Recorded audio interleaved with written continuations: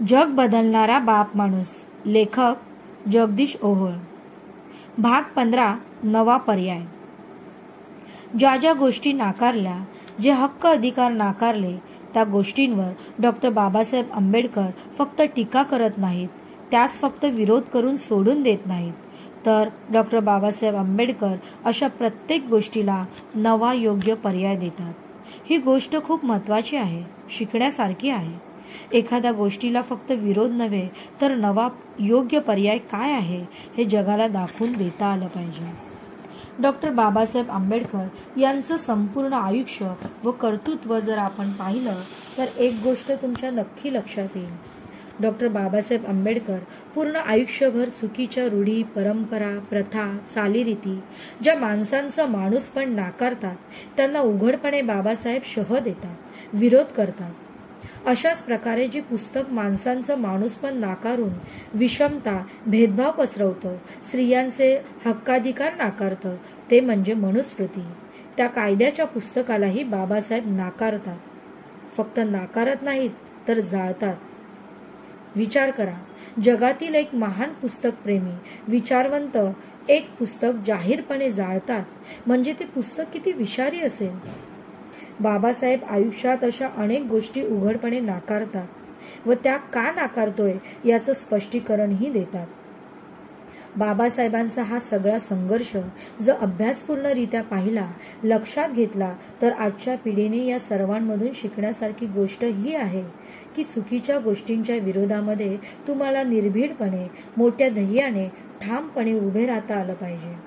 चुकीला चूक म्हणण्याचे आणि चांगल्या गोष्टीचं कौतुक करण्याचे नैतिक ध्येय तुमच्याजवळ असलं पाहिजे. हे बाबासाहेबांकडून शिकलं पाहिजे. नाहीतर आजकाल लोक स्वतःच्या स्वार्थासाठी किंवा भीतीपोटी चुकीच्या गोष्टींनाही प्रोत्साहन देतात. चुकीच्या गोष्टींना विरोध करण्याऐवजी त्याकडे दुर्लक्ष करताना दिसतात. त्यामुळे एकूण समाजाचं मोठं नुकसान होत असतं. म्हणून महापुरुषांची नावे घेणाऱ्या प्रत्येकाने चुकीला चूक म्हणण्याचं ध्येय बाळगलं पाहिजे. आजपासून 100 वर्षापूर्वी डॉक्टर बाबासाहेब आंबेडकरांनी मनुस्मृती चूक आहे हे ठणकावून सांगण्याचं ध्येय बाळगलं होतं. आज 100 वर्षानंतरही अनेकांमध्ये हे ध्येय आलेलं नाही.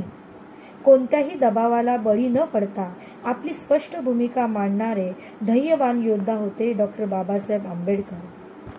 बाबासाहेबांच्या कृतींमधून शिकण्यासारखी दुसरी महत्त्वाची गोष्ट म्हणजे बाबासाहेब कोणत्याही गोष्टीला अभ्यासाविना विरोध करत नाहीत. मनुस्मृती वाईट आहे हे समजण्यासाठी बाबासाहेब त्या मनुस्मृतीचा अभ्यास करतात. एवढंच नाही तर अनेक ग्रंथाची जी भाषा होती ती संस्कृत बाबासाहेबांना अस्पृश्य असल्याने शिकण्यास परवानगी नव्हती. परंतु मोठ्या कष्टाने स्वयं अध्ययनातून बाबासाहेबांनी संस्कृत साध्य केली आणि बाबासाहेब इतर पंडितांपेक्षाही उत्तम दर्जाची संस्कृत लिहित, वाचत आणि समजून घेत होते. बाबासाहेब ती मनुस्मृती समजून घेतात आणि ती समाजाच्या हिताची नाही, जातीय विषमता प्रेरणारी नाही, स्त्रियांचं माणूसपण नाकारणारी आहे हे सांगून मनुस्मृती नाकारतात. इथं बाबासाहेबांनी ही अभ्यासपूर्वी वृत्ती आपण लक्षात घेतली पाहिजे. आजही आपण कोणतेही कार्य हाती घेताना, कोणत्याही गोष्टीला विरोध करताना किंवा कोणत्याही गोष्टीवर टीका करताना आधी त्यातील चांगल्या वाईट गोष्टींचा सखोल अभ्यास असणं गरजेचं आहे. अर्ध्या हळद कुंडाने पिवळी होणारी अनेक माणसं आपण समाजामध्ये पाहत आहोत. पण असं न करता कोणत्याही गोष्टीचा परिपूर्ण अभ्यास करून मगच त्यावर भाष्य केले पाहिजे. हे आपण डॉक्टर बाबासाहेब आंबेडकर यांच्याकडून शिकलं पाहिजे. या घटनांमधून प्रत्येकाने शिकावी अशी तिसरी गोष्ट म्हणजे डॉक्टर बाबासाहेब आंबेडकर कोणत्याही गोष्टीला फक्त विरोध करायचा म्हणून करत नाही. विरोध करायचा, चर्चा घडवून आणायची, सामाजिक स्वास्थ्य बिघडवायचं, स्वतःचा स्वार्थ साधायचा आणि विषय सोडून द्यायचा असं प्रकार बाबासाहेब आयुष्यात कधीच करत नाही. बाबासाहेब ज्या गोष्टींना विरोध करतात त्यांना ठामपणे विरोधच करतात. या ठिकाणी लक्षात घेण्याची महत्त्वाची गोष्ट म्हणजे बाबासाहेब ज्या गोष्टींना विरोध करतात त्या गोष्टींना देशहिताचे, मानवी हिताचे नवे पर्याय स्वतः उभे करतात. ही खूप महत्त्वाची गोष्ट आहे. जेव्हा आम्ही एखादी गोष्ट नाकारतो, एखाद्या गोष्टीवर टीका करतो, तेव्हा आम्हाला चांगली गोष्ट काय आहे आणि त्या चुकीच्या वाईट गोष्टीला पर्याय काय आहे हेही सांगता आलं पाहिजे. बाबासाहेब त्यांच्या आयुष्यामध्ये ज्या ज्या गोष्टी नाकारतात त्या सर्व गोष्टींना स्वतः पर्याय म्हणून उभे राहतात. स्वतः पर्याय निर्माण करतात. त्यासाठी आयुष्य पणाला लावतात. अहोरात्र कष्ट करतात, झटतात, परंतु सक्षम पर्याय निर्माण करतात. हे अत्यंत महत्वाचं आहे. बाबासाहेब जेव्हा मनुस्मृती जाळतात, ती नाकारतात, तेव्हा हे हजारो वर्षांचे मानवता विरोधी कायदे जाळणारे बाबासाहेब स्वतःला या देशावर नवं संविधान देऊन नवे कायदे देतात व हा देश लोकशाही होता. ही साधी सोधी गोष्ट नाही. ही सहज घडलेली घटना नाही. यामागे डॉक्टर बाबासाहेब आंबेडकर यांचा अभ्यास, त्याग, निष्ठा, ध्येय, जिद्द, चिकाटी व समर्पण आहे हे आपल्या लक्षात आलं पाहिजे. या जातीवादी व्यवस्थेने अस्पृश्यांना शिक्षण नाकारलं होतं. शिक्षणापासून वंचित ठेवलं होतं. शाळेत घेतलं तरीही वर्गाच्या बाहेर बसवलं होतं. बाबासाहेब यास पर्याय निर्माण करतात. स्वतःची पीपल्स एज्युकेशन सोसायटी स्थापन करतात आणि स्वतः महाविद्यालये काढण्यास सुरुवात करतात. अस्पृश्य विद्यार्थी हक्काने शिकावेत. त्यांना कोणतीही शिक्षण नाकारू नये. त्यांना आनंदाने शिक्षण घेता यावे, अभ्यास करता यावा, संशोधन करता यावं, यासाठी मुंबई येथे सिद्धार्थ महाविद्यालय आणि मराठवाड्यातील औरंगाबाद येथे मिलिंद महाविद्यालय स्थापन करतात. जे शिक्षण नाकारलं होतं ते वंचितांच्या दारात आणतात. एवढंच नाही तर ज्यांना शाळेच्या पायरीवर येण्याचीही बंदी होती, अशांना स्वतःची हक्काची शिक्षण संस्था बाबासाहेब उभी करून देतात. बाबासाहेबांनी बालपणापासून अनुभवलं होतं की या देशात फाटक्या माणसांना, गरिबांना, वंचितांना, शोषितांना न्याय मिळत नाही. न्याय देणारे सगळे स्वतःला देवता संबोधत आहेत. त्यामुळे गुलाम बनवल्या गेलेल्या अस्पृश्यांना न्याय मिळणे अशक्य झालं होतं. कारण त्यांच्यासाठी न्यायाची मागणी करणारे अथवा न्याय देणारे कोणीच नव्हतं. बाबासाहेब ही परिस्थिती लक्षात घेतात व स्वतः शिक्षण घेत असताना जाणीवपूर्वक विधी क्षेत्र निवडतात.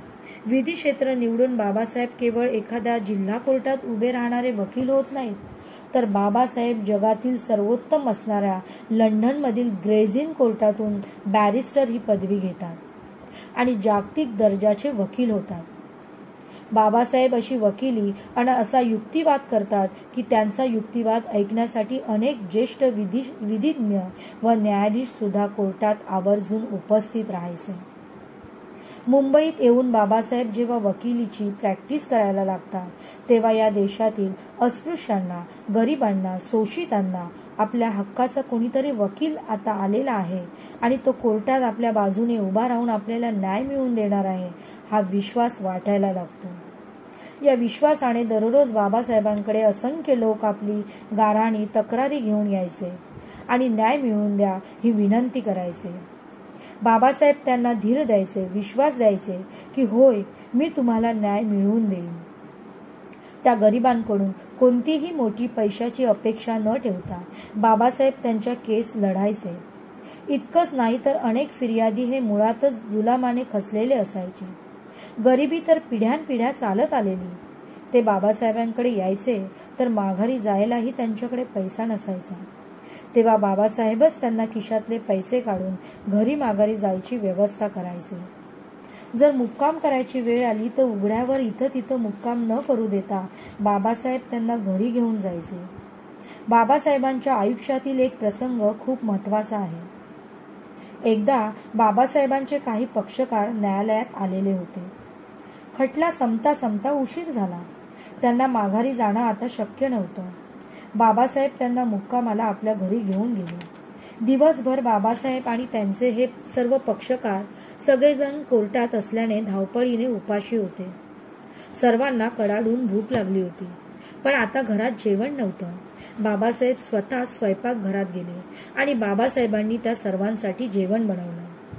जेव्हा बाबासाहेब आपल्या त्या गोरगरीब पक्षकारांसाठी स्वतः जेवण करून आले, तेव्हा त्या पक्षकारांचे डोळे पाणावलेले होते. साक्षात बाबासाहेबांनी आपल्यासाठी जेवण बनवलं ही साधी गोष्ट नव्हती. त्या सर्वांची मनं उचंबळून येत होती. त्यांना अश्रू अनावर झाले होते. बाबासाहेबांनी त्या सर्वांना पटकन जेवायला बसायला सांगितलं. सर्वांच्या मुखात 4-4 घास गेले, परंतु जेवण करताना तो प्रत्येक घास घेताना तो प्रत्येक जण विचार करत असेल. जसे कोर्टात खंबीरपणे गरिबांची बाजू मांडणारे बाबासाहेब बाप माणूस म्हणून उभे राहतात आणि आपल्या बुद्धिचातुर्याच्या व ज्ञानाच्या जोरावर न्याय मिळवून देतात, तसेच इथं घरात लेकरांच्या पोटात घास जावा ती उपाशी मिळवून देतात.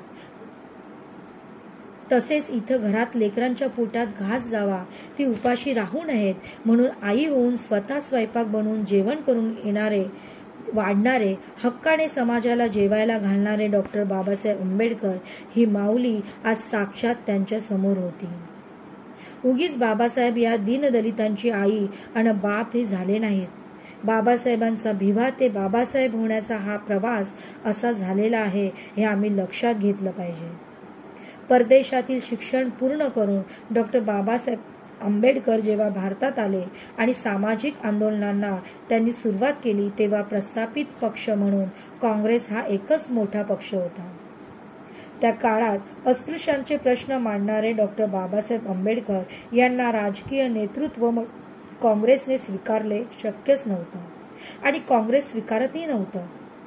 हे बाबासाहेबांच्या लक्षात आल्यानंतर काँग्रेसच्या मागे लागून मला राजकीय संधी द्या असे न करता बाबासाहेब स्वतःचे नवे सामाजिक आणि राजकीय पर्याय उभे करतात.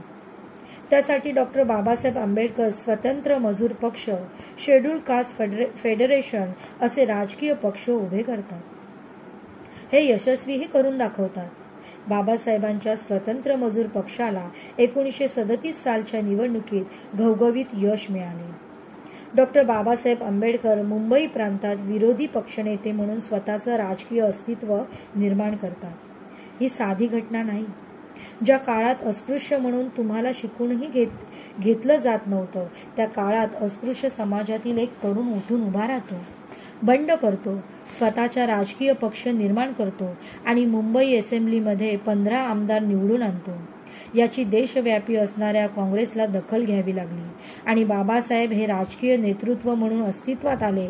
इथून पुढे आंबेडकरांना आणि त्यांच्या राजकीय पक्षाला विचारात घेतल्याशिवाय आपणास पर्याय नाही याची जाणीव प्रस्थापित असणाऱ्या नेहरू पटेल यांच्या काँग्रेसला झाली.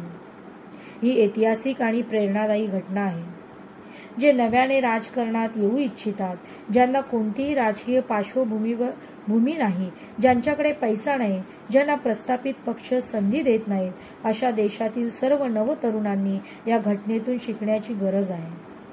त्यांच्यासमोर शून्यातून स्वतःचं नवं राजकीय अस्तित्व उभं करणारे आणि देशाची एकहाती सत्ता सांभाळणाऱ्या काँग्रेसला थेट दिल्लीला शह देणारे धुरंधर राजकारणी डॉक्टर बाबासाहेब आंबेडकर हे खरे पॉलिटिकल आयडल आहेत. प्रस्थापित पक्ष नवतरुणांना सामावून घेतीलच असं नाही. त्यामुळे तुम्हाला तुमचं स्वतःचं राजकीय अस्तित्व, सामाजिक अस्तित्व निर्माण करता आलं पाहिजे. त्यासाठी तुमची वैचारिक बैठक पक्की असली पाहिजे.